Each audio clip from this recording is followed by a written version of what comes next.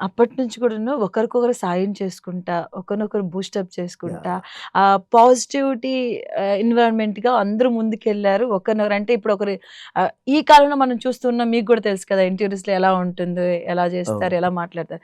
కానీ మీరు చెప్తుంటే ఒక ఎంత యూనిటీగా ఉండి, యూనిటీగా కలిసి నడుస్తూ ఒకరు పెరగడం కాకుండా ఒకరి తర్వాత ఒకరు అలా అలా అందరూ వారితో పాటుగా ఎలా మంచిగా కరెక్ట్. అనిపిస్తుంది మీరు చెప్తూ ఉంటే. ఎందుకంటే సినిమా అనేది ఎలాంటి కళ అంటే మిగతా కళలు వేరు. సినిమా అనేది మల్టిపుల్ కళల సంగమం.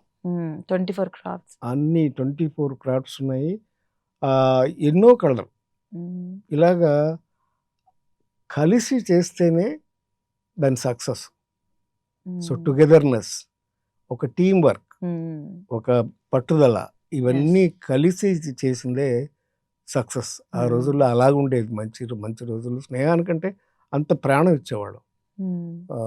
అప్పటికి ఇప్పటికి కూడా ఆ పాత స్నేహాలు అవన్నీ హ్మ్. మరపురానివి, మరువలేనివి.